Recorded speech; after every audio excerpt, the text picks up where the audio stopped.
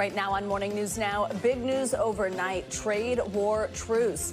The U.S. and China hit pause on a majority of those crippling tariffs on each other's goods for the next 90 days. We'll look at what it all means for American businesses. That deal announced as President Trump kicks off the first major overseas trip of his second term. Also, sources tell NBC News the president is preparing to accept a luxury jumbo jet from Qatar to use as his new Air Force One. Why some critics are calling it bribery. Plus, the pontiff meets the press. Thousands of journalists gather to see Pope Leo at the Vatican just days after his election. We'll speak live with one of Pope Leo's brothers about the man he knows. Also this morning, Newark nightmare. More planes grounded in New Jersey amid ongoing issues with air traffic control. Transportation Secretary Sean Duffy warning the problems could soon reach more airports nationwide. The system is old, right? This is a system that's a 25 at best. What you see in Newark is going to happen in other places across the country. It has to be fixed. We'll tell you when he says those issues will be fixed. And finally today, Taylor Swift called to testify. The pop icon is dragged into the legal drama between It Ends With Us co-stars Justin Baldoni and Blake Lively. Why her attorneys are battling the subpoena. That is later this hour. Well, good morning. We are very happy to have you with us on a Monday morning. I'm Savannah Sellers. Joe is off today. We're going to begin this morning with breaking news on Trump's trade war with China. Now, the U.S. and China have agreed to suspend most tariffs on each other's goods for 90 days. Under the agreement, reciprocal tariffs between both countries will be cut. U.S. tariffs on Chinese imports will be cut to 30% from 145%. While China's levies on U.S. goods will be cut to 10%. That's down from 125%. Well, this easing of trade tensions between the world's two largest economies comes after representatives from both nations held high-stakes talks in Switzerland over the weekend. U.S. Treasury Secretary Scott Bessent said the talks in Lake Geneva were, quote, very productive. NBC News White House correspondent Vaughn Hilliard joins us from Washington with the very latest. Vaughn, good morning. It's a busy one, a lot to get to with you. So obviously those talks were productive. Look where we are this morning. Walk us through the details of this 90-day pause, how both sides came to this breakthrough. Right. Very productive in terms of de-escalating what was an astounding trade war between these two trading partners. Let's be very clear. There was effective embargo between the two countries because of that 145% and 125% tariff between the two countries. We had seen ports, ships entering U.S. ports out on the West Coast with just about a third of their typical supply coming in, causing great consternation about what the supply chain here in the United States would look like in these months ahead. And that is where, over the weekend in Switzerland, Scott Bessent, the Treasury Secretary, and Jamieson Greer, the U.S. Trade Representative, met with Chinese officials and agreed to lower the tariffs. Now, let's be clear, 30% and 10%, those are still high. If you go back to the first trade war during the Trump administration, right, you were looking at 20% tariffs on Chinese goods, and that was a lot. So the stakes are still high, but far from an effective embargo. At the same time, this is far from a trade deal. There are no specifics about any actual negotiations between concessions or agreements between what products can come and go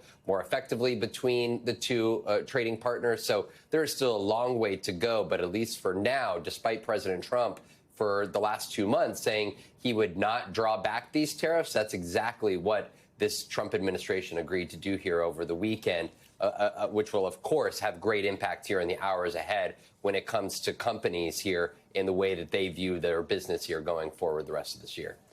Vaughn, also this news comes as President Trump is set to depart, as we mentioned, for this first major trip of his second term later this morning. Why has Trump chosen Arab states in the Middle East for this trip? What will be the focus of this visit?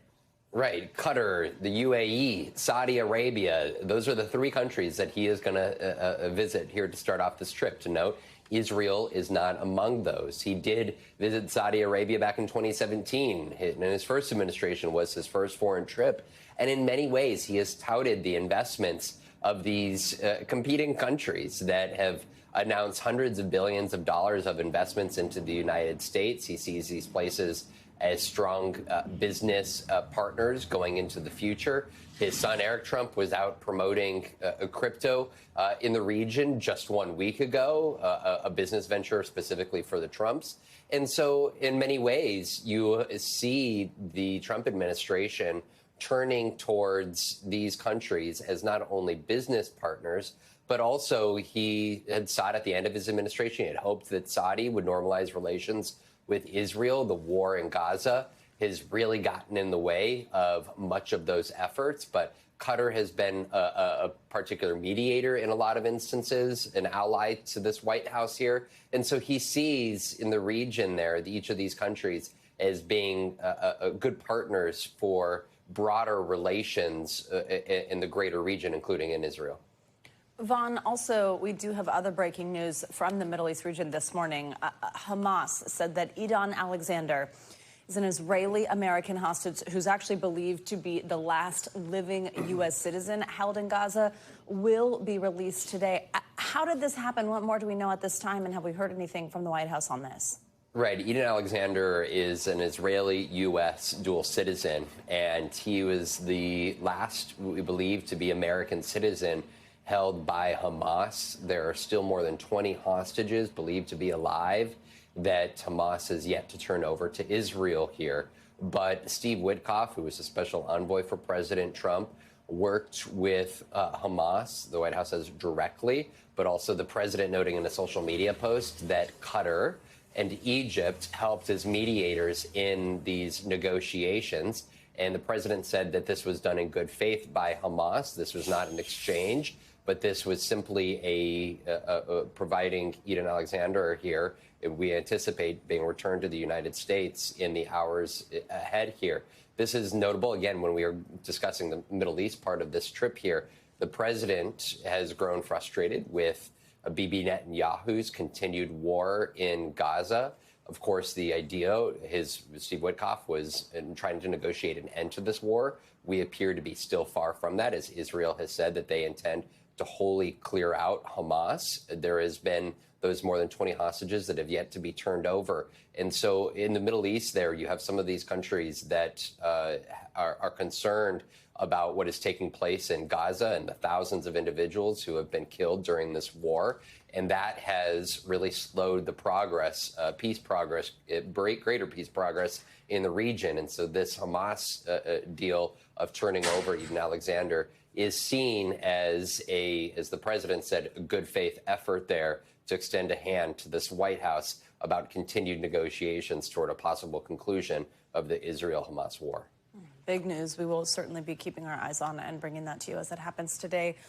Vaughn, we also mentioned this a moment ago, learning that the Trump administration is preparing to accept this luxury jet from Qatar to use as Air Force One. This is four sources familiar with the planning telling NBC News.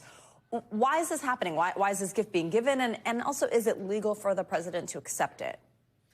The legal part of this is a big outstanding question. Democrats here over the last 24 hours calling this corrupt and unconstitutional, saying this amounts to taking a foreign bribe, that the Constitution lays out that the president, when it comes to foreign emoluments and the providing of gifts, must be authorized by Congress. But there's some pushback is there has to be the intent of bribery involved in such a gift as this. We're looking at a price tag of this Boeing that's being $300 to $400 million. And overnight, I'll just read directly from the president. He says, so the fact that the Defense Department is getting a gift free of charge of a 747 aircraft to replace the 40-year-old Air Force One temporarily in a very public and transparent transaction so bothers the crooked Democrats that they insist we pay top dollar for the plane. Of course, there's a lot of questions about this aircraft. Again, we're hitting at Qatar here. This is one of those three countries that the president is going to be visiting this next week. And you're talking about Air Force One that is getting up there in age. And there's been much discussion about a future new Air Force One here. But the president of the United States indicating that he will accept this gift from Qatar of this major luxury aircraft. In the meanwhile, of course, there's a lot of national security questions, as well as to potentially any wiretapping or any attempts to use this as surveillance. To what extent is this outfitted with the necessary defense capabilities through the Department of Defense? There's a lot of questions here, but I'm told by one of those sources that tells NBC News that this is a transaction that is expected to proceed here in the weeks ahead, and that after the conclusion of Trump's administration, the expectation would be that that plane would be turned over to the Trump Library Foundation. Savannah. All right, Vaughn Hilliard covering quite a bit for us this morning. Thank you very much, Vaughn. See you soon. Thanks, friend.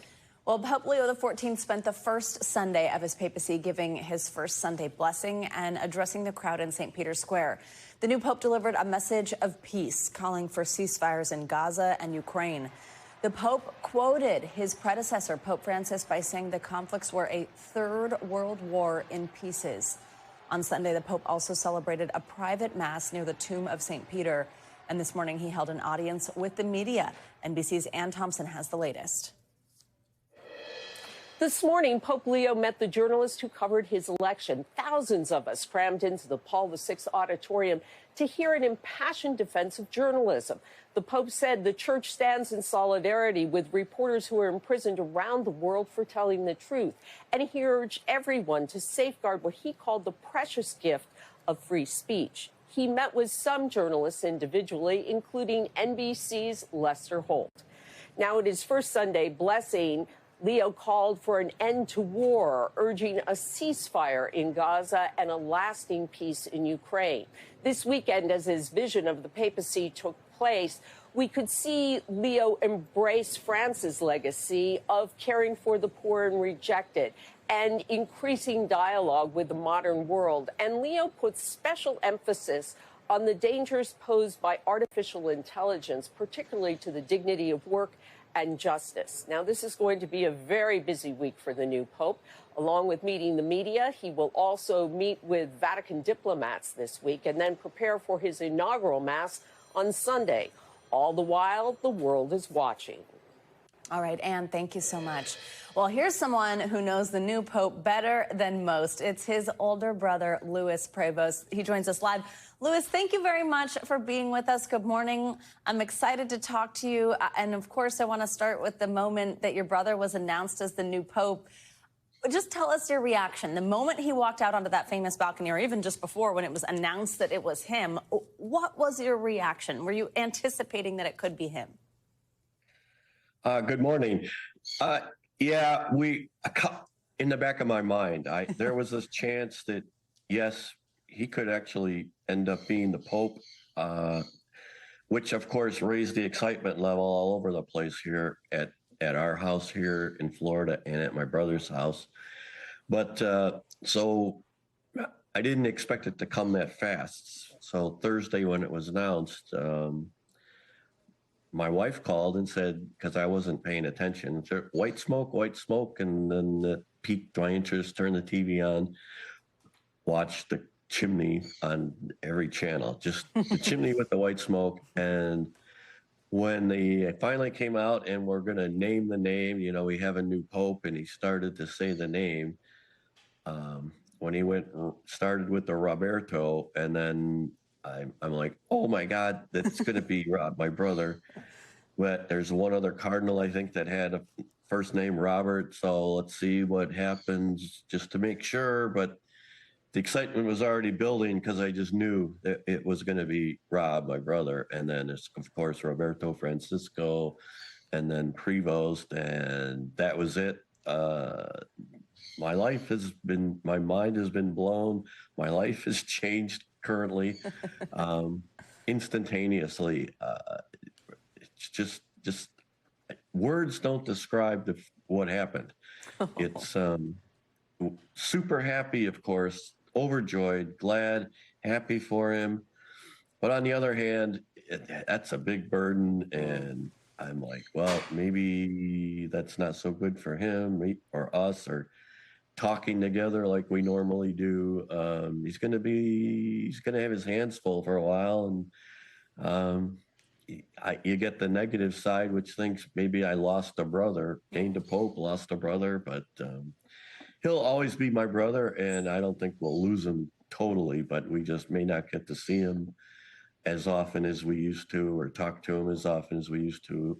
But it was phenomenal. I'm still, this is what, 3-4 days later, and you go to bed at night thinking you're about to go to sleep, and then it hits you again. My brother's the Pope. And it just goes on. And the reality, every time, when you turn on the news with the new Pope, the media's watching his every step. And so you always, every time his face pops up on the TV, wow. That's my brother. Crazy. Did I read that right when it was announced you did a little dance?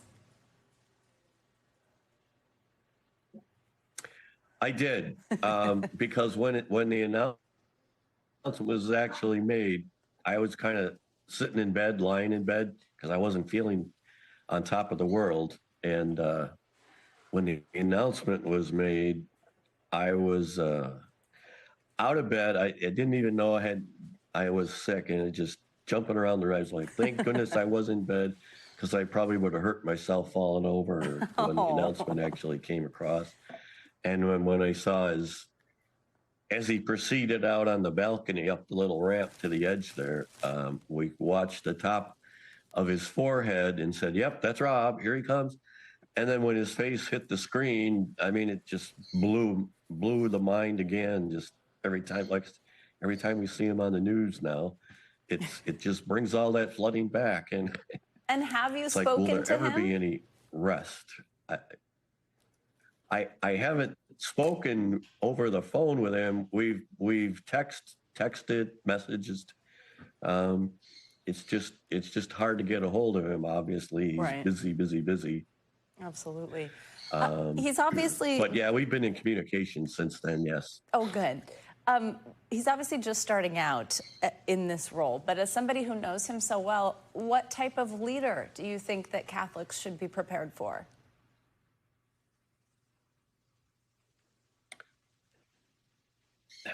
Well, in this my opinion, I wouldn't look for any radical changes from where the church currently is. I think, again, his background seems real similar to Pope Francis, as his was, coming from South America in the missionaries, more or less.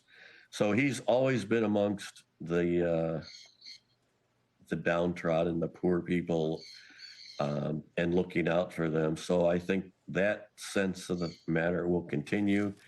He is very down to earth. He's very open-minded. I think some of these topics I've heard discussed that he's addressing now, as what do you call it? Religious as he is, or as priestly, as popey, I don't know, but he has a knowledge and an ability to talk like technical terms in a lot of different subjects, as well as he can talk to people of all levels of society, whether they be the poor downtrodden that don't have radios, TVs, and telephones, or presidents and premiers of countries. He can talk at their level. He's very technical minded again. Computer, he's up to speed. He's probably a more modern pope. He's a little younger than your typical pope. He's also from America, where he's had exposure to high tech kind of things, and maybe that's what's driving his words on AI going forward. But I think he'll be a conservative on church rules, church doctrine. He's very well studied in church doctrine and canon law.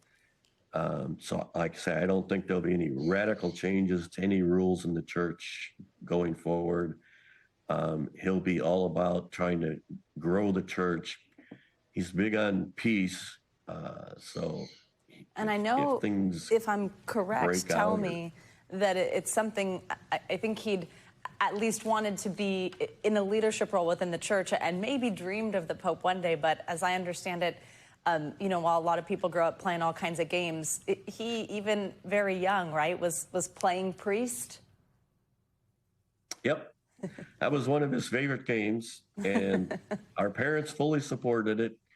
I used to tease him about it. A lot of us did, but he was set in his ways. He if he wanted to play priest, Mom would break out the ironing board for him, throw a white sheet over it. I think they spray painted a cup gold to pretend to be a chalice. So yeah, he was definitely called to something special. It was evident throughout his childhood. People would always say, "You're going somewhere in the church," and he wasn't, but 8 or 9 years old. "You're going to be Pope one day." Wow. It's just been from when he was, like I say, probably from birth and going forward, and he never vacillated on it. It was always, "I'm going to the priesthood." I don't know that I would say he ever expected or wanted to be elected Pope, but one of our talks, we did talk about it, and he said, "Well, it's not my choice, but if I'm elected, it's God's will. I will, of course, accept the verdict of the Cardinals." And he did. So here he is. My little brother is now the Pope. It's crazy. Oh, Louis, thank you very much for your time this morning. We really appreciate it. It's so neat getting to know more about him. The most famous man in the world right now, probably, from the people who know him best. We appreciate your time. Yes. Well, thank you. You're welcome. All right, well, let's come back here to home. Another air traffic control system outage happened on Sunday, causing major delays for flyers at Newark Airport once again. The latest equipment failure prompted a ground stop and caused hundreds of delays. Now officials warn the entire system is under strain. NBC News correspondent Maya Eaglin has the latest. Hi there. Yes, here at Newark, another chaotic day of travel as hundreds of flights experienced more delays and cancellations here, all due to some technical difficulties. Take a look. At Newark International, concern and confusion. I should have just gotten rid of my ticket and picked another airport. After an equipment outage resulted in a 45-minute ground stop at one of the nation's busiest airports. Issued at 8:15 a.m. local time after a source tells NBC News an audio issue caused a popping sound on a few radio frequencies between pilots and air traffic controllers. The telecommunications issue led the FAA to use their backup system. The impact fell throughout the day, with over 300 flights delayed or canceled. It's the third outage after weeks of travel chaos. Transportation Secretary Duffy on NBC News' Meet the Press. I'm concerned about the whole airspace, right? The equipment that we use, much of it we can't buy parts for new. We have to go on eBay and buy parts if one part goes down. You're dealing with really old equipment. Comes after radar screens briefly went black at Newark's TRACON on Friday in Philadelphia. But on top of the technical failures, Newark has been dealing with runway construction and bad weather. United CEO says passengers do not need to be worried. It absolutely is safe at Newark and in the entire country. And the reason is, when these kind of outages happen, we train for them. We have backup procedures. At Atlanta's Hartsfield-Jackson Airport, a ground stop also issued after the FAA says there were runway equipment issues. Some senators calling for action. The FAA must put Newark first and must put everything they've got into fixing Newark ASAP. This situation cannot last. And we heard from Transportation Secretary Sean Duffy that he plans to meet with several of the airline companies here in order to try and reduce the number of flights that are coming in and out of Newark Airport in hopes of a better experience for travelers. Back to you. All right, Maya, thank you so much. Also, let's listen to more of that conversation between Meet the Press moderator Kristen Welker and the Transportation Secretary, who just saw featured in Maya's piece there, digging deeper into concerns about the overall safety of air travel. Bottom line, is it safe to fly in the United States right now? We are the safest airspace. For sure, and traveling by air is way safer than any other mode of transportation, which is why I take it, my family takes it. But again, that doesn't mean you don't look over the horizon and say, hey, if there is a major outage, could that be a risk to life? Of course it could be, which is why we fix it, which is why, listen, this is what I think is someone should have seen that there were 80 near misses at the DCA airspace, right? Someone should have seen it and stopped that cross traffic. I need to look and say, well, what is the other risks that exist in the airspace? And I should see it and I should fix it. And that's what I'm doing here. Before you lose life, I want to fix it so we preserve life and underscore safety. And our thanks to Kristen for that conversation. Well, let's get you to weather now. It was a picture-perfect weekend here in the Northeast. We're heading into another week of May showers for the Southeast. Michelle Grossman has your forecast today. Hi, Michelle. Good morning. Hi, Savannah. Great to see you. Yeah, it was picture perfect in the Northeast. And we're going to keep it really nice today. Rain moves in tomorrow. But you're right, the Southeast continues to be very, very wet. We're looking at a southern soaker, an area of low pressure kind of just sitting over that area, bringing that heavy rain. Radar right now showing us the picture of what's happening. We are looking at heavy rain falling. You see all those bright colors, the reds, the oranges, the yellows. That's where we're seeing the heaviest rain falling. So we are concerned about flooding. We're concerned about flash flooding. And this is all going to move up to the north. So the Northeast, you're going to see that rain tomorrow. 16 million people under flood watches. Where you see the green, that is a flood watch. We've had flash flood warnings too as well this morning. So we will most likely see those pop in and out. And that means flooding is happening now. It's imminent because we are looking at a lot of rain falling. This is a setup. We have an area of low pressure. It's moving off to the north. So we're seeing heavy downpours from Virginia to Florida. The severe weather risk is low today. It's not zero. We could see some strong storms that will produce some small hail, some damaging winds, certainly some heavy downpours, and also the chance of a couple tornadoes. But the bigger threat is a flash flood threat. And we're going to watch that today, also on Tuesday. Now, as we go throughout Tuesday, notice that area of low pressure moving up to the north. So now it's centered over the Ohio Valley. The flood risk moving to the mid-Atlantic states. And you're looking at those bright colors. That's where we're going to see the anticipation of some really heavy rain. Remember, it was a wet week last week, so the ground is still pretty saturated. It's not going to take much to flood. So that's what we're going to watch as we go throughout the next couple of days. Rainfall forecast locally 5 inches in some spots throughout the mid-Atlantic into the Northeast, also the Carolinas, but locally up to 8 inches on top of what has already fallen. And that is mainly in portions of southern Florida. So as a result, we do have a flash flood risk. Notice that pink shading, that includes Miami. That is a moderate risk. So that's higher on the scale of flash flooding. And where you see the blue, we could see some flooding from the Carolinas, the mid-Atlantic, all the way down to the southeast. Tomorrow, we'll see that slight risk into parts of the mid-Atlantic. That includes D.C., Norfolk, Roanoke, but it stretches all the way to the Ohio Valley as well. Severe weather threat, again, it's not the highest it's been. It's relatively low today, but still could see some storms reaching severe limits with winds gusting up to 60 miles per hour. Could see some hail. A couple tornadoes are possible as well, and then that rainfall. Otherwise, we're looking at a really dry day throughout central and the central plains, the southern plains, but record heat in the northern plains. We're looking at temperatures near 100 degrees in many spots there. Very, very hot there, and it's going to be windy in the southwest. Savannah, we're going to see some red flag warnings as well, where you see that wind, and also in the northern plains with that heat combined. Back to you. Oh, still a lot going on across the country, Michelle. Thank you. There's much more to come here on Morning News Now. Later this hour, dueling narratives. Opening statements begin today in the sex trafficking trial against Sean Diddy Combs in New York.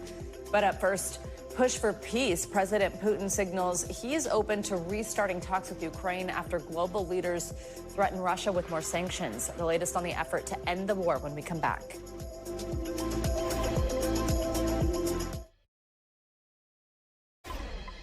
We're back now with significant developments in the push to end the war in Ukraine. Russian President Vladimir Putin announcing his country is ready for the first direct talks with Ukraine in 3 years. Overnight, Ukraine's President Zelensky responded, challenging Putin to meet him face to face. NBC News chief international correspondent Keir Simmons is in Moscow and joins us with the latest.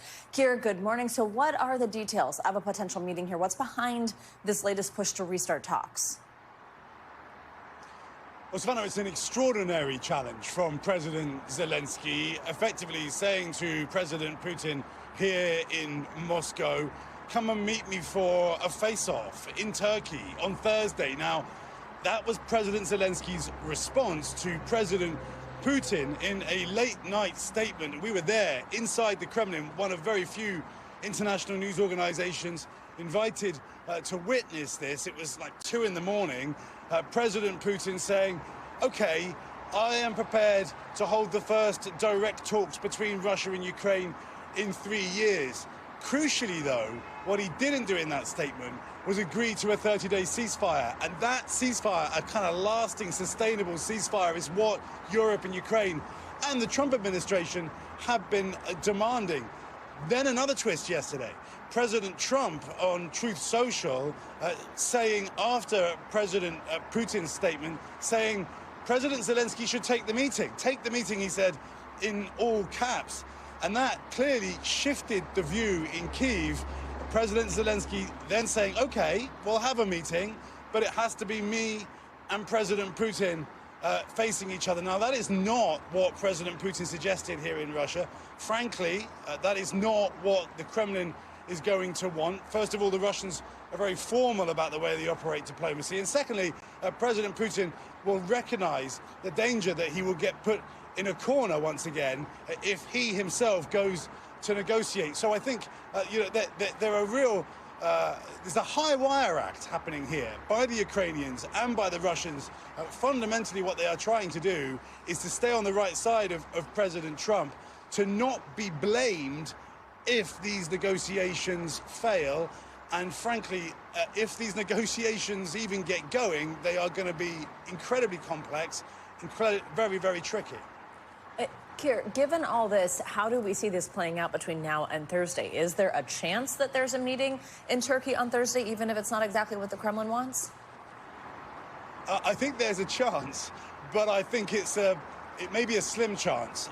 It's very, very difficult to tell because some of this is just unprecedented, of course. I mean, effectively, what you're seeing is diplomacy conducted over social media, diplomacy conducted in front of the world, not behind closed doors, the way that perhaps we might expect or that we've seen it in the past. So here in Moscow right now, inside the Kremlin, they're going to be trying to figure out, should President Putin go to Turkey to face President Zelensky?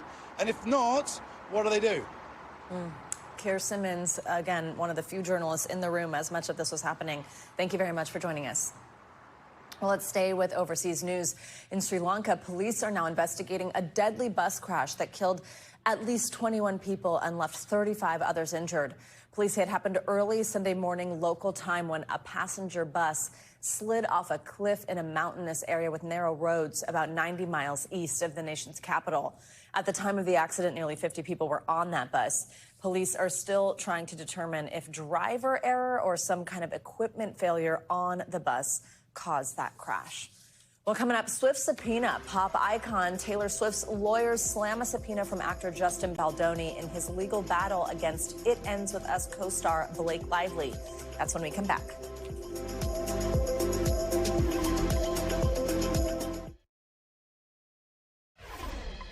Welcome back this morning. The federal sex trafficking and racketeering trial of Sean Diddy Combs is set to get underway with opening statements. The trial will begin once jury selection wraps up at the federal courthouse in Lower Manhattan. The prosecution's case against the hip-hop mogul centers on the, quote, elaborate and produced sex performances known as freak-offs. A key witness in the case, it's his ex-girlfriend, Cassie Ventura, could take the stand as early as this afternoon.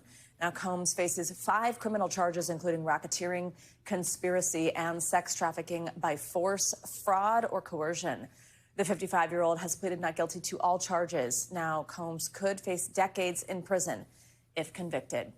Well, this morning, the bad blood is escalating in the legal feud between It Ends With Us co-stars Blake Lively and Justin Baldoni. On Friday, Baldoni's attorney issued a surprise subpoena to Taylor Swift to appear as a witness in the case, which is set for trial next year. NBC News correspondent Steve Patterson has the details. We gather storms, never knowing what they'll mean. Taylor Swift's serenade over the trailer for It Ends With Us has hit a sour note. Will you please get down from there? I'm good, thanks. The legal feud between the film's co-stars Justin Baldoni and Blake Lively has a new plot twist, with Baldoni's attorney reportedly issuing Swift a subpoena. A spokesperson for the pop star says that one song licensed in the film was her only involvement, adding in part, Swift never set foot on the set of this movie. She was not involved in any casting or creative decisions. She did not score the film. She never saw an edit or made any notes on the film. The singer's name was mentioned sparingly in Baldoni's suit, where she's referred to as a mega celebrity friend. Taylor Swift appears to barely be in this suit. Can she really be subpoenaed? Barely is probably still enough for a subpoena. Look for Taylor Swift to try and quash the subpoena. In other words, either get rid of the subpoena or limit its scope. Baldoni's attorneys have said Lively used her friendship with Swift to pressure him. Lively's team responding to the subpoena saying this is a very serious legal matter, not Barnum and Bailey's circus. Baldoni's lawyer did not respond to our request for comment to the subpoena. I'm so sorry.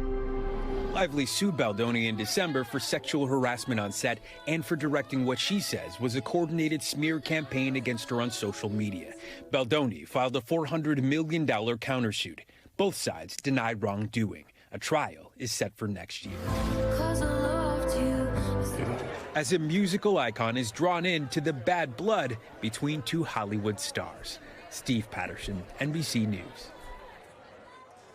NBC News Now legal analyst Angela Sanadella joins us for more on this. Angela, good morning. So, okay, I mean, the saga continues on this one. But what is the legal threshold here that would need to be proven by Baldoni's team that justifies Taylor Swift being pulled into this? Right. So in this case, it appears to be a subpoena as a witness. And that means that that person just needs to have information that is relevant to the legal claims that you are making, and that there are no other ways to obtain that information. So if indeed she was at this allegedly pivotal meeting that was part of his lawsuit, where she and Lively allegedly kind of wrested control of this movie away from him, then it could qualify as her being a witness in that moment, and there not being another way to obtain that information. And what would it take? I mean, Taylor's team, they're calling it tabloid clickbait.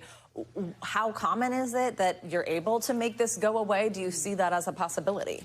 It's certainly a possibility. It's an uphill battle, but she would have to, again, as Danny said, apply for this or file this motion to quash to the judge. And then his team would have to reply and say, no, it is very legally relevant that she is here. They would have this burden to prove that she is necessary, also that it's not unduly burdensome, it's not excessive. She could also say here, though, that because she is a public figure, that she is just kind of being drawn into this and that she's not necessarily a relevant part of this lawsuit, which it appears might be the case she's making as from this public statement here. But then his team could say, well, look, she was a witness. She was there. There's no other way to get this information. In your opinion, does that seem like enough? Like it meets that threshold that she should have to talk about it? I mean, to me, it seems like she is going to have to face a subpoena, but it's also likely that it would be very limited, right? It's not going to be this broad fishing expedition that's going to go on for days. It could be very limited to what do you know, what was said in those meetings. Given this is a defamation claim, also, it's what have you heard? What did Lively say to you? All of this could be very relevant to his lawsuit. This right now is scheduled for March 2026. Lively has filed to try to dismiss this whole thing, but remind us, like, they're suing each other, they're both countersuits. So what could happen in March, and do you actually think we see this go to trial? So usually you would say in a case like this, it's unlikely they will make it to trial because usually both parties, especially if they're public, don't want all of their dirty laundry aired in front of the public. But in a case like this, it seems different. So it's going to be up to the judge to either decide to dismiss these lawsuits according to the motion to dismiss. That means that we would not see a trial, or it means both parties, guns blazing, really do want to have all of this testimony aired in front of the public. And at that point, we might really see a trial. All right, Angela, fascinating stuff. I'm sure you'll be back to talk about this with us. Thank you. Well, coming up, shop class is back. Next, we'll look at why schools across the country are bringing back the class and the potential financial perks. That's when we come back. You're watching Morning News Now.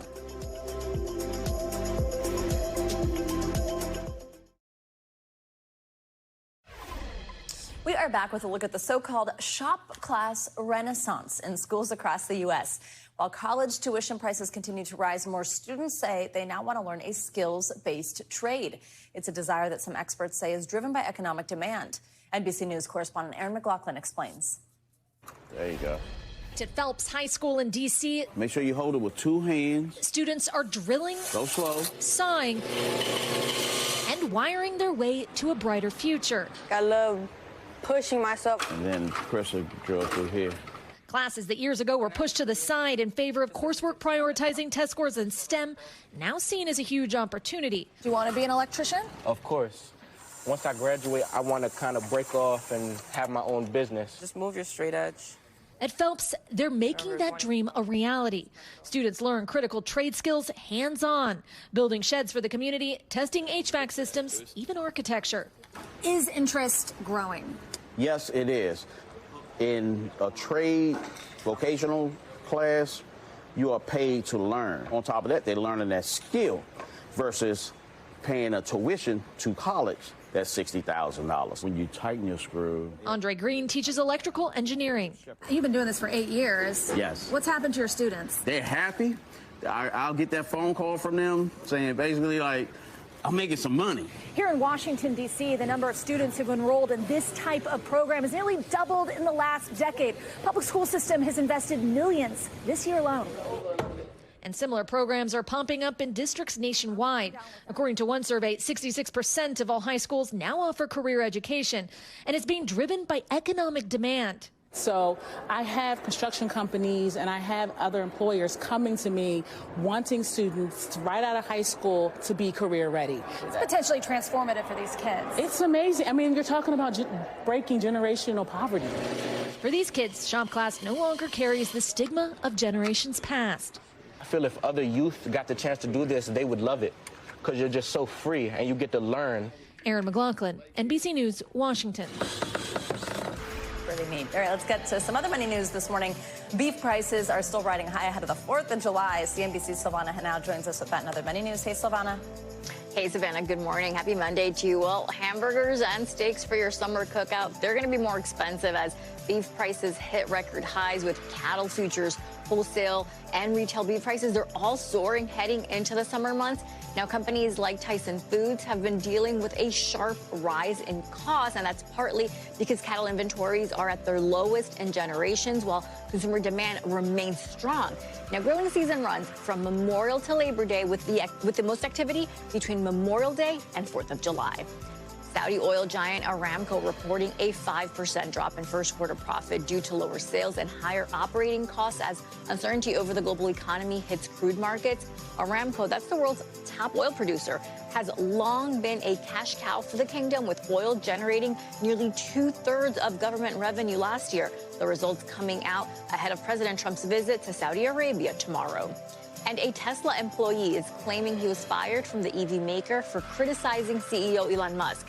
He tells Business Insider in the days leading up to being let go, he created a website calling for Tesla to move forward without Elon as CEO, then went to a Tesla takedown protest. The now former employee had been in a management position and trained Tesla sales workers. Now, he says Musk's political views have affected Tesla's sales as customers have turned against the brand. Savannah.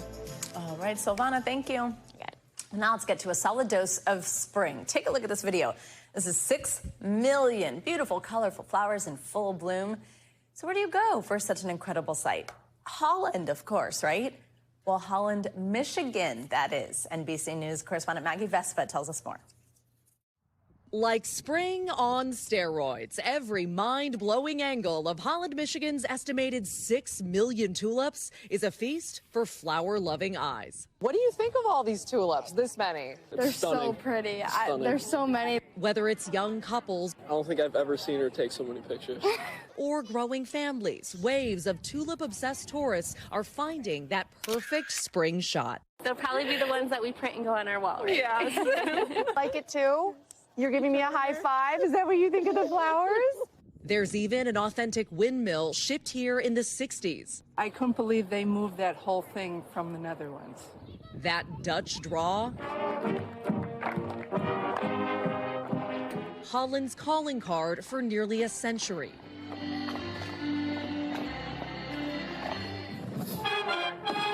This weekend, capping off the 96th annual Tulip Time Festival. This city of roughly 35,000 welcoming 600,000 tourists from around the world. Here, wooden shoes as common as sneakers, from the high school marching band to young kids.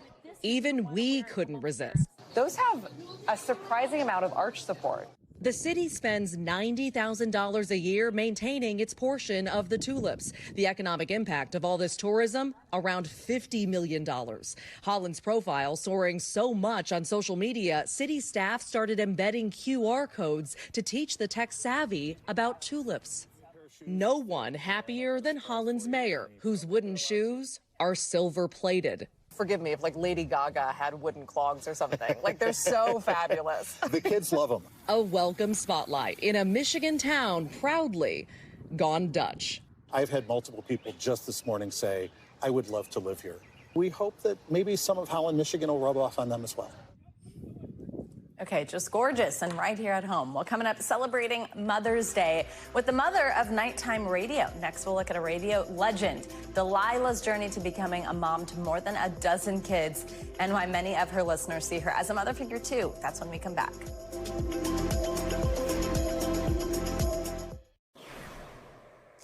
Welcome back this morning. Basketball stars Courtney Vandersloot and Allie Quigley are celebrating a new addition to their family. People magazine first revealed that the couple have welcomed their first child, a baby girl. They said they are over the moon, and it's a moment they've been dreaming of for a long time. Yesterday, Chicago Sky player Vandersloot also posted this cute picture on Instagram to mark Mother's Day. Vandersloot and Quigley have been married since 2018. A big congratulations to them. Finally, this hour yesterday was, of course, Mother's Day. So this morning, we're shining a spotlight on the mother of nighttime talk radio. Delilah, or Mama D, as some fans call her, started her radio show Delilah After Dark back in the 80s. NBC News Now anchor Hallie Jackson spoke to her about how she's celebrating. Hey there, we've got some good news about the mother of talk radio and her lifelong goal to spread love and hope across generations. Delilah.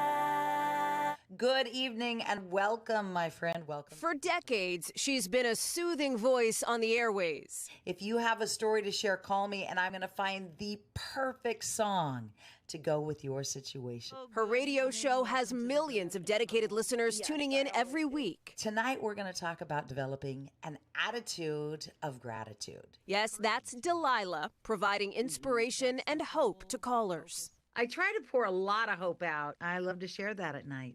A mom to 15 children, some of her listeners even consider her another mother.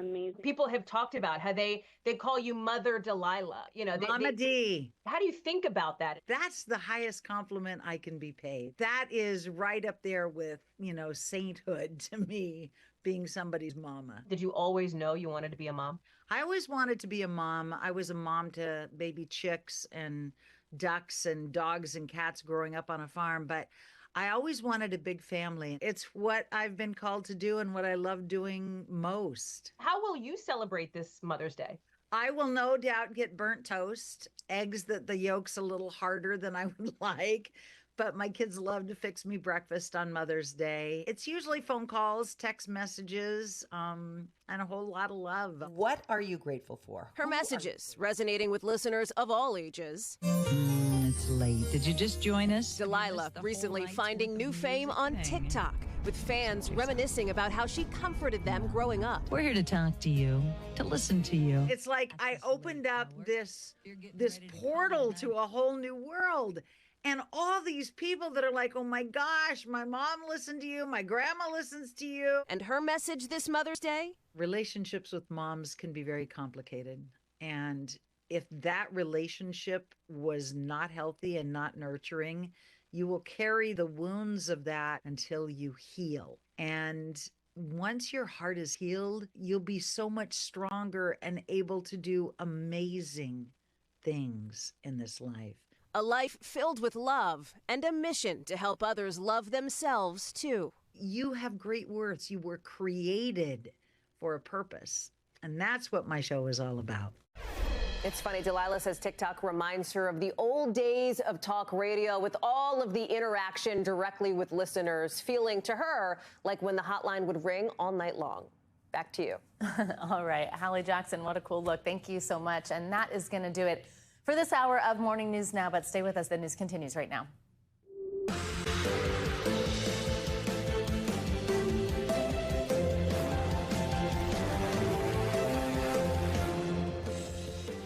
Good morning, and thank you for kicking off your week with us. I'm Savannah Sellers. Joe is off today. Breaking overnight, we've got a deal. The U.S. and China pressing pause on most of those tariffs that were weighing on Americans' wallets for now, as President Trump heads to the Middle East this week looking for outside investments. And it looks like he might have already gotten one, a luxury jumbo jet from Qatar to use as his new Air Force One. something that's already raising legal and ethical questions. We're covering it all. Prayers for peace. In his first Sunday Mass as leader of the Catholic Church, Pope Leo XIV calling for an end to war across the globe. More on the pontiff's agenda and what he had to say just a few hours ago to our own Lester Holt as he enters his first full week in charge. Plus, Mother's Day mayhem, more travel chaos at one of America's busiest airports over the weekend. Another critical equipment outage leading to a nearly hour-long ground stop after weeks of turbulence on its tarmac. So how's that all impacting passengers across the country this morning? We have got our eyes on the skies. And it's a mouth-watering Japanese culinary tradition sharpened over centuries of painstakingly precise cuts and masterful preparation. But in 2025, one NYC hotspot is taking diners on a different kind of journey with a little help from virtual reality. I think that's our Brian Chung under those goggles, so that'll be a fun one a little bit later. Well, it is a busy morning. Thanks again for joining us. We'll start at the White House. This apparent breakthrough in President Trump's trade war with China. Following trade talks in Geneva over the weekend, the U.S. and China have agreed to suspend most tariffs on each other's goods for 90 days.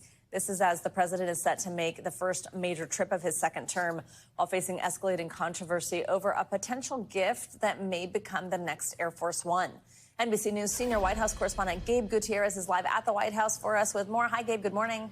Hey there, Savannah. Good morning. This is a major thaw in trade relations that resets the relationship between the world's two biggest economies, though details of the deal are still unclear. But it all comes as the president is preparing for a high-stakes trip overseas this week. This morning, a major trade breakthrough and possibly some relief for Americans. The U.S. and China announcing that both countries will dramatically reduce tariffs for 90 days while they negotiate. We had very robust discussions. De-escalating the trade war that was started by President Trump's massive tariffs on China that had raised prices and rocked the markets.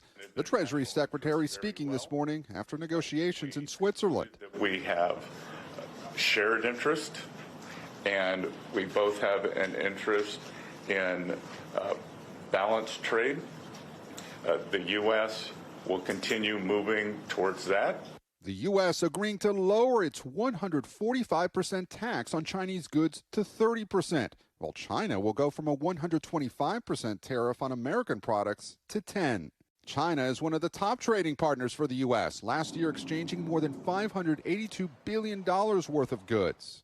After tariffs from both sides, many businesses in the U.S. warned of rising prices and delays. Now, negotiations continue, China saying the agreement is, quote, an important step. I think we're going to have a very good relationship. It all comes as President Trump is set to leave for the first major foreign trip of his term, including Saudi Arabia, Qatar, and the United Arab Emirates, with some controversy as he starts the trip.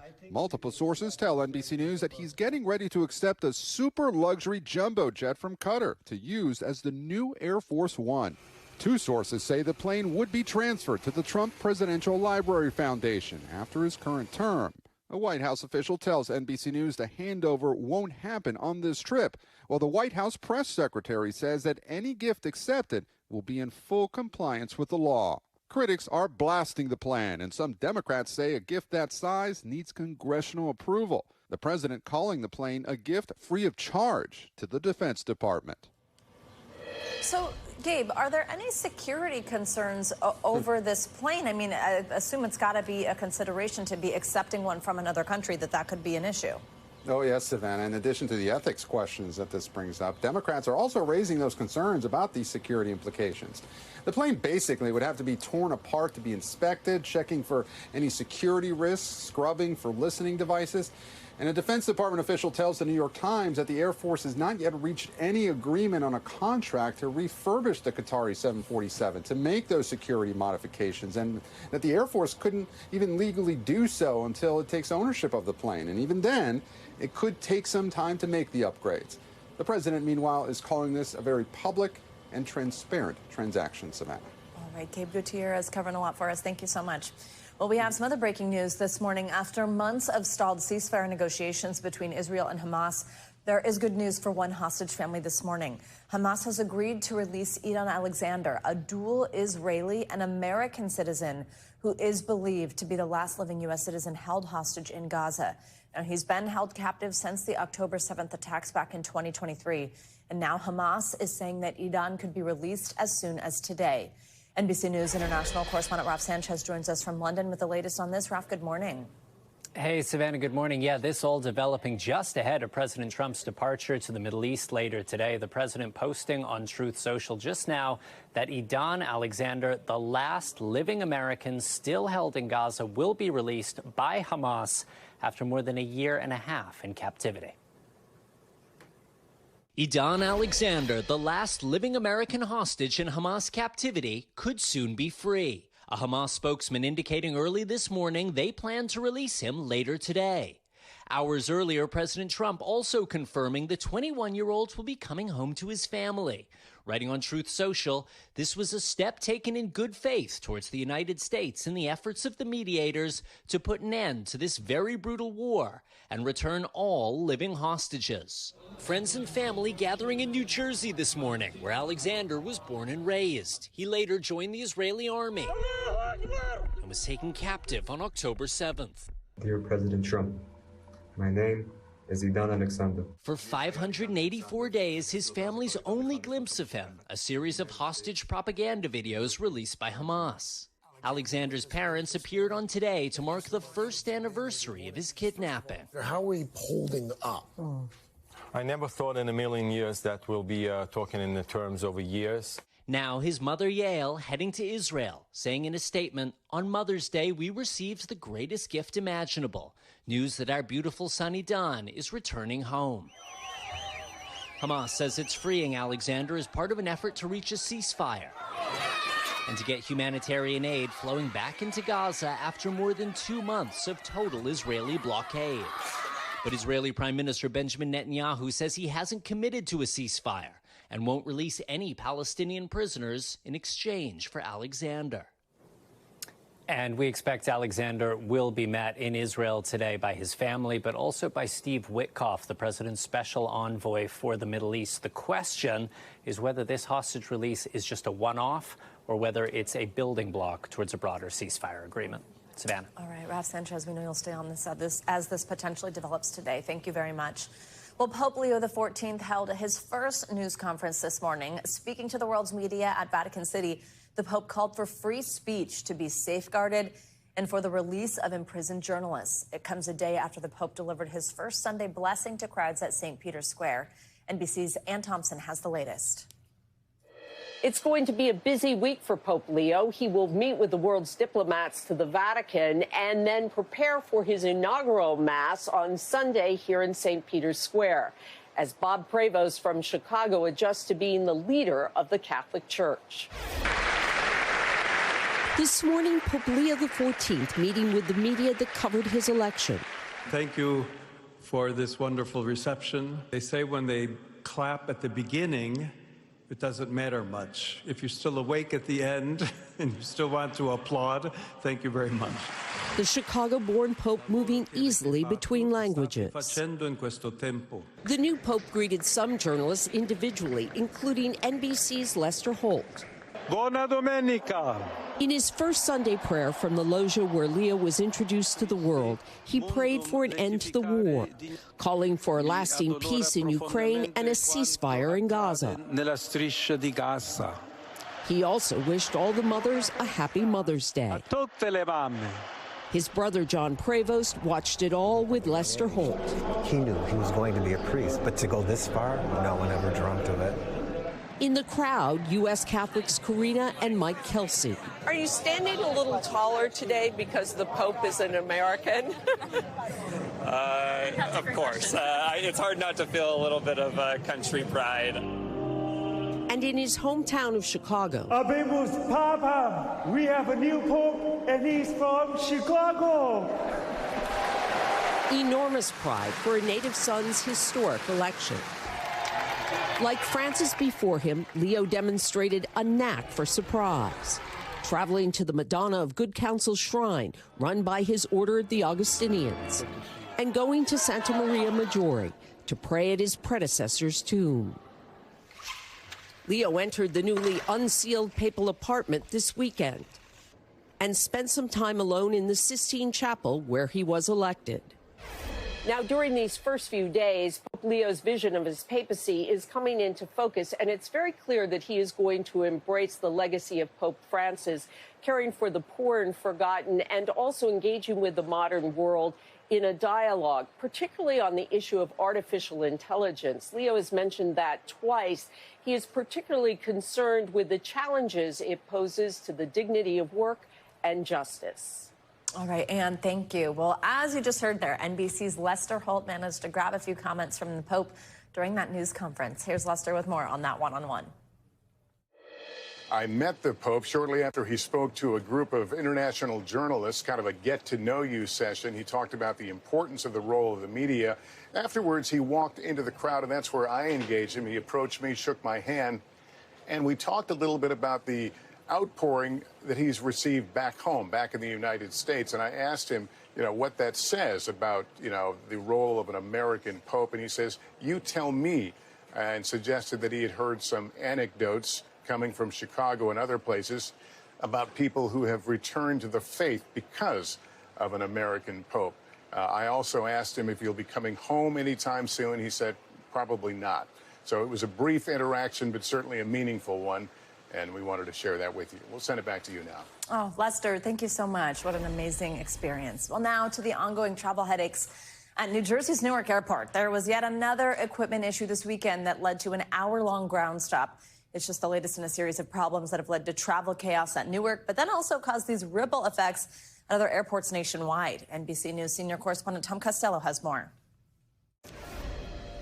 Yeah, kind of a rough weekend. In Atlanta, the glide slope went out. That's a critical piece of information and technology that essentially guides the pilots right down to make a landing on the runway. Separately up in Newark, yet again, telecom issues and radio issues and a ground stop there. So when you've got two major airports, Newark and Atlanta, both of them experiencing significant delays, that ripples across the entire country. This morning, more travel trouble with 1,200 delays in Atlanta on Sunday, the nation's busiest airport, due to weather and a ground stop issued by the FAA after a runway equipment failure. It comes as hundreds of delays and cancellations piled up at yet another airport, Newark Liberty, from a separate issue. The FAA, in a statement, blaming an unspecified telecoms issue at Philadelphia TradeCon, which guides aircraft in and out of Newark airspace.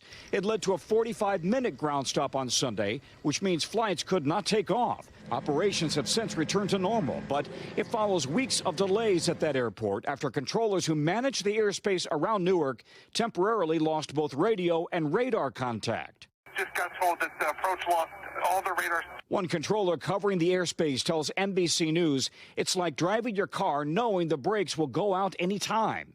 Sunday on Meet the Press, the transportation secretary with a warning. We have to fix this because what you see in Newark is going to happen in other places across the country. Last week, Duffy laid out an ambitious plan to completely rebuild America's air traffic control system. New towers, radios, radars, and radar centers amid a push to hire more controllers. How long will it take for you to implement this plan? If I get all the money from Congress and I get the permitting reform done by Congress, it'll take us 3 to 4 years, probably closer to 4, but it's going to be done fast. The system is so antiquated. We don't have 10 years. Newark is a major hub for United Airlines. United CEO says the issues are forcing it and other airlines to make big changes. We've proactively reduced flights out of the schedule. The FAA is working with other airlines to do the same. All of it leaving passengers heading into the summer on edge. I was so nervous to fly into Newark. Well, slightly irresponsible for flying out of here. Okay, meanwhile, all of this as we're now expecting record numbers of travelers over the Memorial Day weekend. That, according to AAA, 45 million Americans. That's up more than 3% from a year ago. Here's the good news, though. Gas prices this year are nationally averaging nationally $3.13 a gallon. A year ago, they were at $3.61. So gas prices are down, and that's the way the vast majority of Americans travel. Whether you're driving or flying, you're going to have a lot of company. Have patience, especially if you're traveling through Newark Airport. Back to you. All right, Tom. Well, several officials are sounding the alarm as we enter peak severe weather season as well here in the U.S. In a new open letter, former leaders at the National Weather Service are warning that more federal budget cuts could put countless lives at risk. NBC's Chase Kane has more. Right at dinner time on April 17th, we have a tornado warning issued for Pottawatomie County. Supercell storms started producing tornadoes across eastern Nebraska. Our Omaha affiliate reporting homes and cars badly damaged, windows blown out, roofs ripped off. One family caught off guard. We didn't think anything of it, and then my wife started screaming at me, so we hightailed it to the basement, and it was about 20 seconds after he got down there that it ripped through. Luckily, everyone survived, but with only seconds to spare, is it possible they could have gotten an earlier warning? What we do know from an official bulletin is that the Omaha National Weather Service office didn't have enough staff to launch regular weather balloons that day. Only one instead of two, which meant their data was hours old and only showed the threat of hail, not tornadoes. And that's impossible to forecast when and where. Not having that data could have saved a life or created a warning that had greater lead time. But if you do it over and over and over again, I can promise you that not having that data is going to be a problem when it comes to forecasting. And it's all because of a political tornado. Doge federal employee buyouts and cuts earlier this year, leading to that, quote, lack of office staffing. And now, in a rare move, every living former director of the National Weather Service, dating back to President Reagan, is warning that President Trump's proposal to cut NOAA funding by nearly 30% will lead to a, quote, needless loss of life. We reached out to the White House, and a Commerce spokesperson said, in part, NOAA does not anticipate any disruptions in services as a result of staff reorganizations, and the NWS will continue to meet its mission of ensuring public safety amid critical weather events. But a former NWS director disagrees. We are generating kind of a Swiss cheese weather service. We have holes throughout the weather service now that are not well thought out. Republican Congressman Mike Flood represents the area hit by those 6 tornadoes on April 17th with a short-staffed weather office. So he called the White House to get more meteorologists to Omaha. For decades, the National Weather Service personnel have not been classified as public safety. They are clearly public safety, and that's something that we need to do in Congress. The last NOAA administrator, Rick Spinrad, also tallied that so far, staff cuts have cost the Weather Service 7,000 years of collective experience. It's like having incoming missiles and not being able to tell anyone when they're coming or where they're coming. A NOAA spokesperson told NBC News work is underway to restore services at local forecast offices around the country. There are things in NOAA that I'm sure could be improved, but you don't do that improvement with a hatchet and just randomly cut large chunks. Weather in this nation should not be a political issue. Our thanks to Chase Kane for that important report. While Congressman Flood says he's already working on legislation to reclassify weather service forecasters, along with federal workers like air traffic controllers and the FBI. Well, let's stay on weather and get a check at your full forecast with meteorologist Michelle Grossman on this Monday. Hi, Michelle. Good morning. Hi, Savannah. Great to see you. And we are tracking some storms on this Monday, certainly tracking some heavy rain. It was a soaker in the southeast from the end of last week throughout the weekend, and we're going to see that continuing today. And because of that, we're concerned about flooding and flash flooding. So you can see on this map here, this is for Monday, for today, flood threat throughout parts of the Carolinas into the southeast. But that rain stretches all the way back through parts of the Ohio Valley into the Tennessee Valley. This is an area of low pressure that is kind of stationed over the southeast. We'll move up to the Ohio Valley. It's eventually going to bring rain into the northeast on Tuesday. Another nice day today, though, in the northeast. Look at the middle of the country. It is warm, feeling like summer, especially in the northern and southern plains. The northern plains, we're going to see temperatures near 100 degrees in some spots. And that's the same story in the southern plains. The southwest, you are dry, you are windy, and we do have a red flag threat there. And that's also into the northern plains as well. Looking towards the northwest, a soggy start. We have some rain that will be falling throughout parts of the northwest, and then the highest elevation of the mountains could see some snow. By Wednesday, we'll see rain and snow throughout the Intermountain West. Again, it's the highest peaks that we'll be seeing some snow.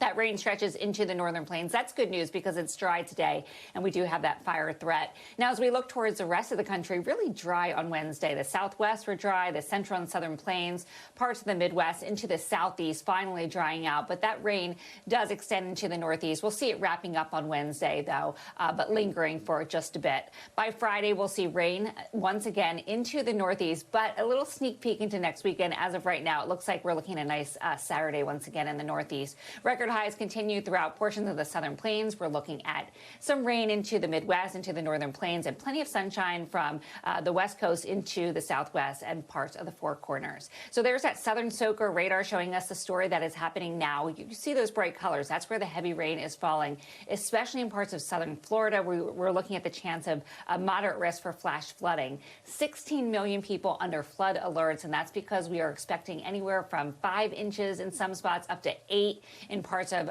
Florida. But generally, we're going to see 1 to 4 inches of rain.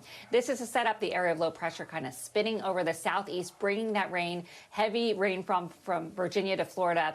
That severe weather threat, again, is low. It's not zero. We could see some storms producing small hail. We could see a couple tornadoes. We could certainly see some damaging winds. But the greater risk is for the flooding today. As we look towards tomorrow, that low pressure moves into the Ohio Valley, and now we're talking the flooding risk into the mid-Atlantic states. This is the rainfall forecast I was talking about, 1 to 4 inches generally, but again, could see up to 8 inches in some spots. So, Savannah, it's going to be very, very wet. We're going to continue to watch this as we go throughout this Monday. Back to you. All right, Michelle, thank you so much. We've got much more to come on this Monday edition of Morning News Now, including the big names we might see on the witness stand when the federal criminal trial of Sean Diddy Combs kicks off today right here in New York. But first, more on our top story of the morning, how the White House's fresh pause on some China tariffs could impact your bottom line. We're watching your wallet in just a moment. Stick around.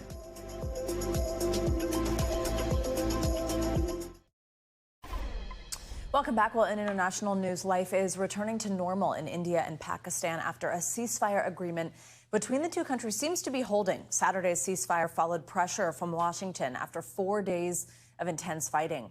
This morning, Indian Prime Minister Modi met with his security officials about the agreement between the two sides.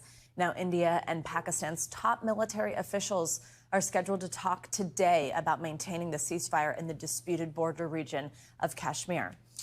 The announcement of Pope Leo XIV is being celebrated all over the world, but especially in Peru. That's where he spent much of his career and where he gained citizenship in 2015.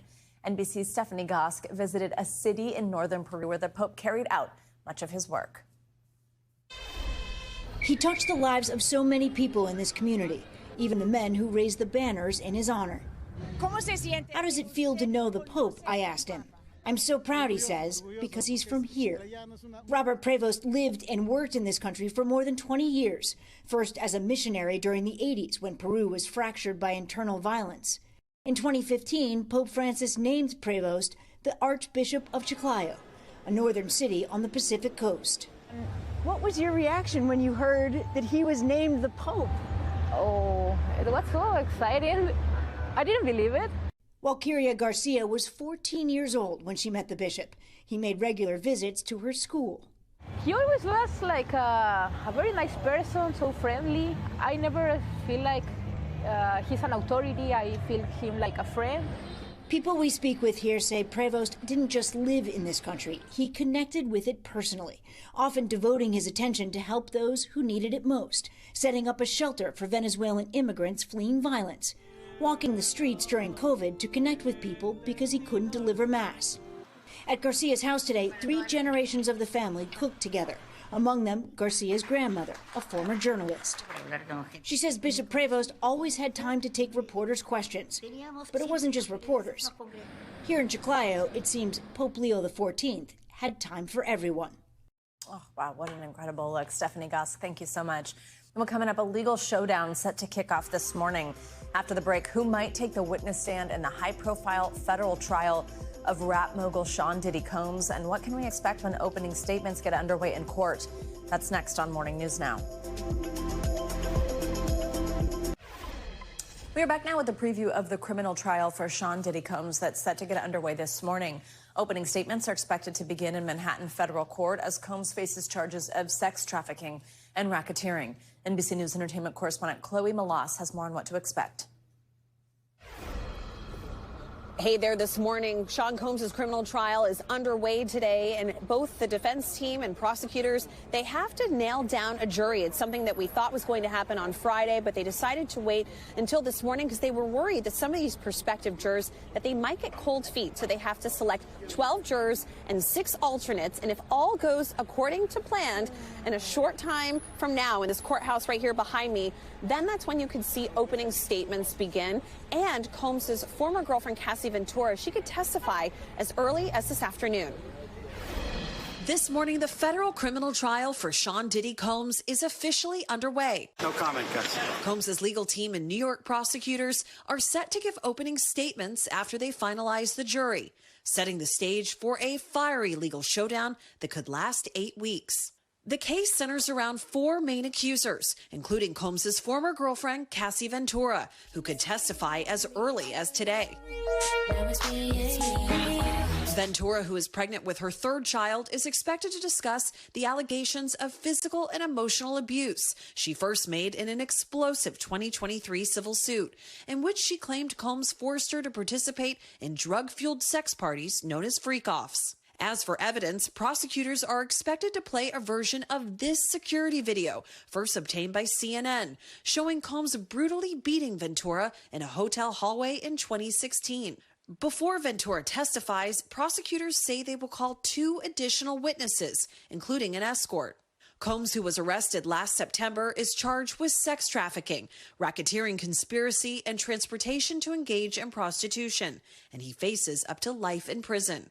New York prosecutors alleging in their sweeping indictment that Combs used his business empire to carry out illegal activity and abused women for nearly 2 decades.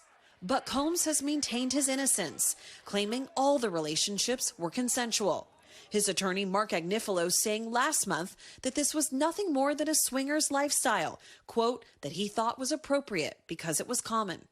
Now all eyes are on one of the most anticipated celebrity trials in recent memory. There has been rampant speculation as to who will testify during this trial. So we know that Cassie Ventura will be taking the stand in the first few days of this trial. But as to celebrities, well, that intensity got even more heightened last week on social media when a people and places list was given to prospective jurors. And on that list were some celebrity names: Michael B. Jordan, Mike Myers, Kanye West. Now, these individuals, they have not been accused of any wrongdoing. Totally unclear as to the context, as to why they're on this list. Will they testify? Will other individuals mention these names in their own testimony? We've reached out to their representatives for comment, and we haven't yet heard back. But again, all eyes on this courthouse behind me, wondering who's going to step foot into this courtroom. Back to you. All right, Chloe, thank you. I'm joined now by NBC News legal analyst Danny Ceballos for more on where this trial heads. Danny, good morning. So as we heard there, the trial's set to begin today, but jury selection hasn't been settled. So is there a chance it doesn't actually get started today? Could there be delays here? What do you expect to happen? Jury selection could take a little longer, but not too much longer. I mean, this is a courthouse that is used to high-profile criminal and civil trials. These judges, especially Judge Subramanian, who I've been in front of, he's efficient. He'll pick a jury. In federal court, the judge is heavily involved in the jury selection, unlike in New York State court. So that makes it more efficient. We'll see a jury very soon, and they'll go pretty quickly to opening statements. So there's obviously been so much hoopla around Diddy and accusations and several different things in different places. But this particular case that we're actually going to see start to unfold, it centers around 4 alleged victims.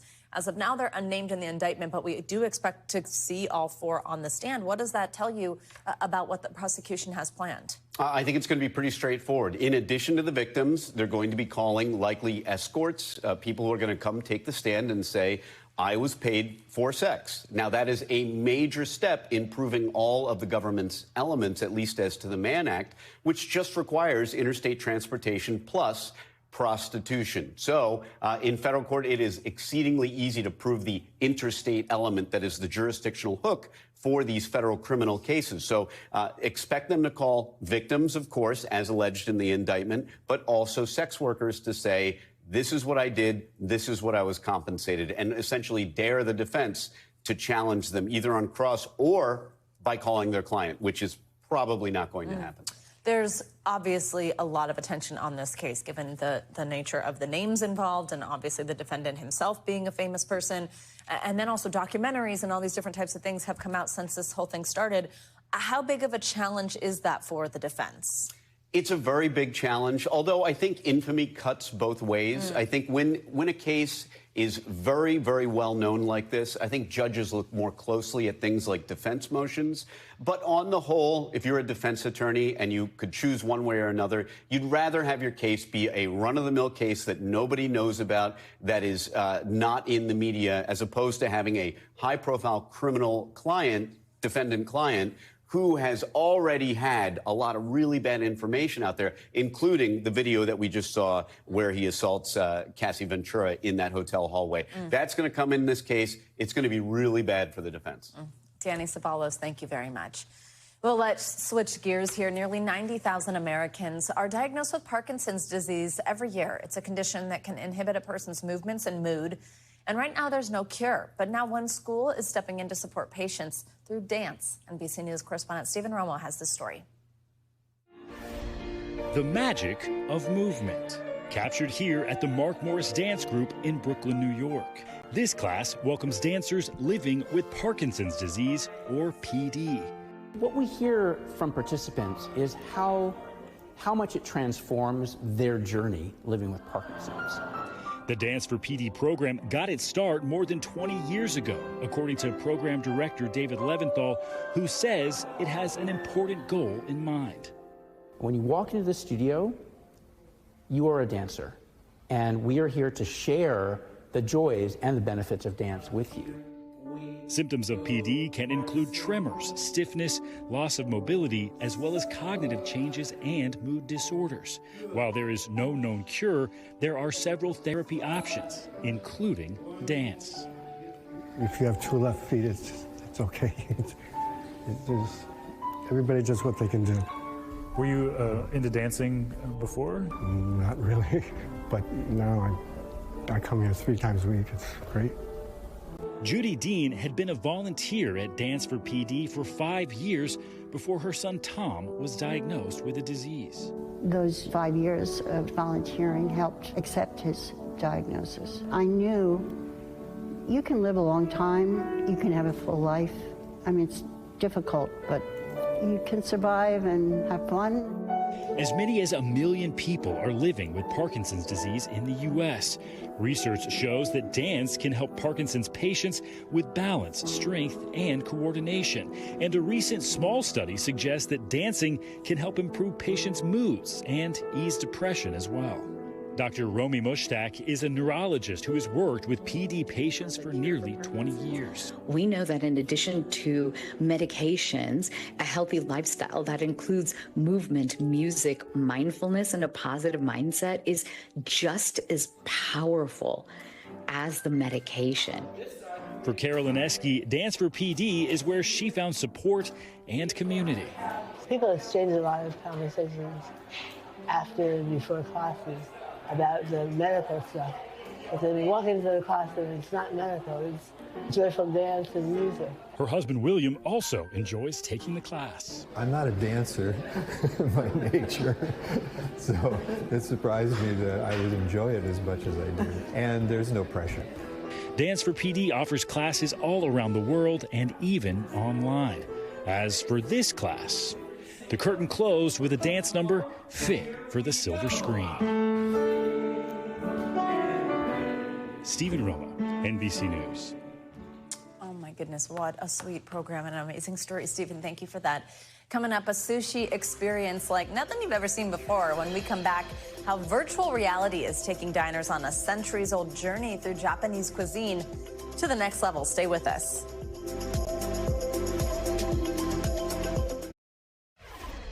Welcome back. Let's return to our top story on the apparent breakthrough in Trump's trade war with China. The U.S. and China announced earlier this morning that they have agreed to suspend tariffs on each other's goods for 90 days. Under the deal, U.S. tariffs on Chinese imports will be cut to 30% from 145%, while China's levies on U.S. goods will be cut to 10%. That is down from 125%. For more on this, let's bring in NBC News senior business correspondent Christine Romans. Christine, big news. Yeah. I'm sure you were like, okay, I'm going to have a busy day as soon as you woke up on a Monday. But tell us, what does this mean for the consumer? We've been concerned about this economic damage. And then also say, okay, it's 90 days, then what? Right. So it's a dramatic de-escalation, and that's something that we wanted. And this isn't really a trade deal per se. It is letting a lot of these tariffs get cut down a lot so that now they have time to talk for the next 90 days. So we know the Treasury Secretary says there are more talks scheduled. They hope to talk again. What does it mean for consumers? Well, it means if you're a small business owner and you couldn't afford to order your goods you can now probably start to buy some of those goods. But it's not zero. These aren't 0% tariffs. So there are still a lot of adjustments for companies and for individuals to make. And there's still some concern about prices rising in the pipeline, because this is not just a China-U.S. story, right? You've got all these other countries that will have their reciprocal tariffs that'll come off in the beginning of July. So there's a lot more to be said here, but it is an important de-escalation, and I think you're going to see a big response in the stock market today. A lot of enthusiasm there. You could have the Dow coming back to where it was before the so-called Liberation Day in April, when the president put all these tariffs on in the first place. So an important move forward between the U.S. and China. All right, and a busy day for our Christine. Thank you so much.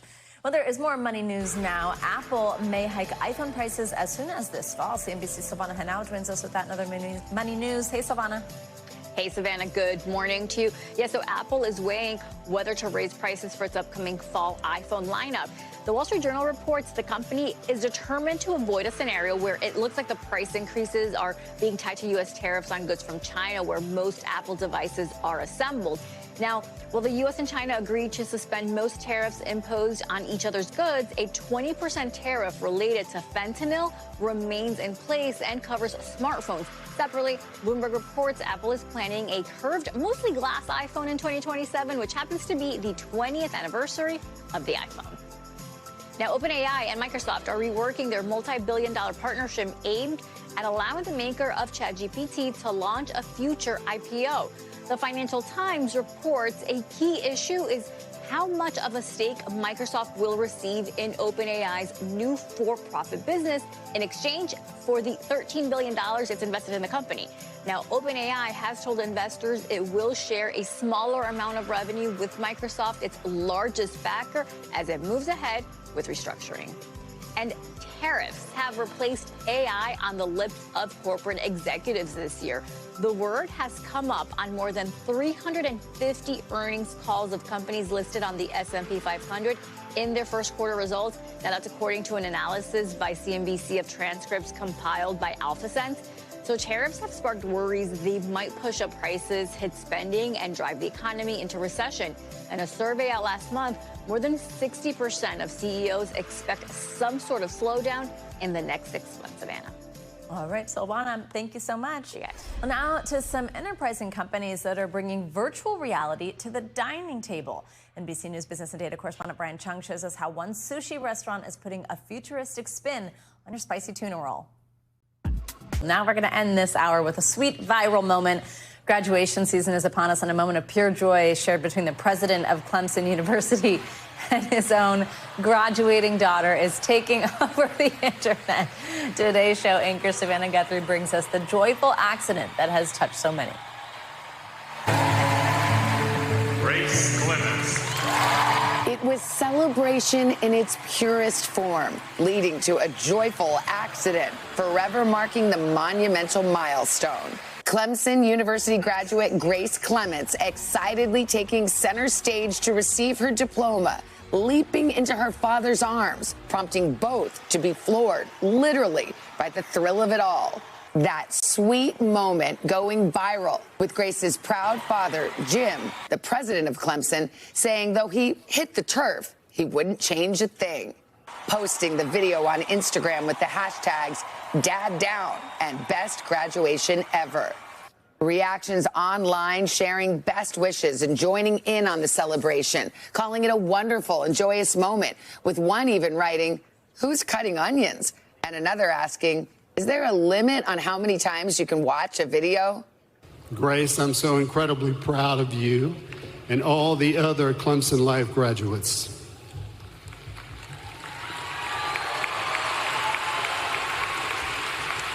And apparently I need to get back in the gym and start lifting weights more.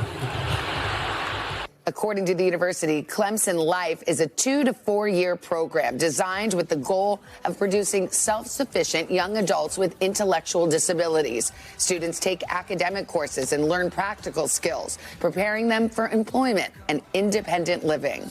Clemson Life provides a collegiate experience for several young people who thought they might never attend college. And I'm thrilled that today we will acknowledge their hard work and their accomplishments. For Amazing Grace, a nickname from her parents, it's her radiance shining from within that makes those all around her excited for what's to come. My goodness, just incredible. What an amazing father-daughter relationship for everybody to see. That's going to do it for this hour of Morning News Now. Stay with us, though. The news continues right now.